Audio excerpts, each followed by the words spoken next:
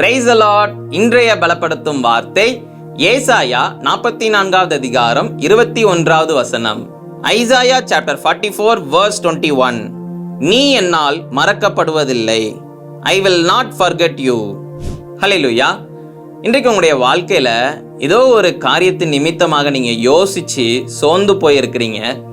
உலகத்துல இருக்கிற எல்லாரும் மறந்துட்டாங்க, இயேசுவும் என்ன மறந்துட்டார், அவரும் என்ன கைவிட்டாருன்னு சொல்லி நீங்க இன்னைக்கு சோர்ந்து போயிருக்கிறீங்க.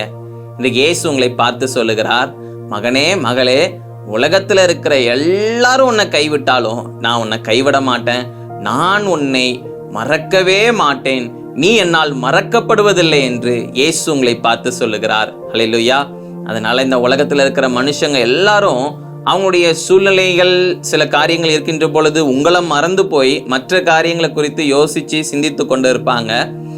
ஆனா இயேசு ஒரு நாளும் ஒரு வாட்டி கூட அவர் உங்களை மறக்கவே மாட்டார்.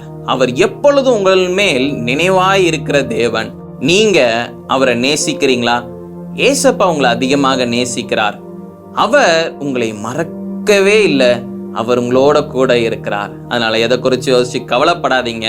உங்களை படைத்த தேவன் அவர் உங்களை மறப்பதில்லை.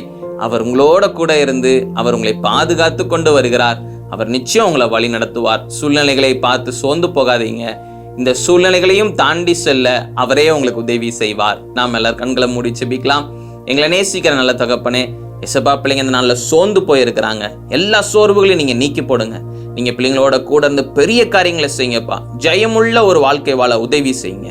இயேசுவின் மூலம் ஜெபிக்கிறேன் பிதாவே. ஆமேன், ஆமேன், ஆமேன். ஏசப்பா உங்களோட கூட இருக்கிறாங்க. அவர் உங்களோட கூட இருந்து பெரிய காரியங்களை செய்வார்.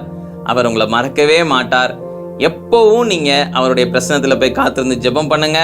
அவர் நிச்சயம் உங்களுக்கு சந்தோஷத்தையும் சமாதானத்தையும் தருவார். வாழ்க்கையில எப்படி செல்ல வேண்டும் என்ற அந்த பாதையை காட்டுவார். கர்த்தர் உங்களை ஆசீர்வதிப்பாராக. ஆமேன்.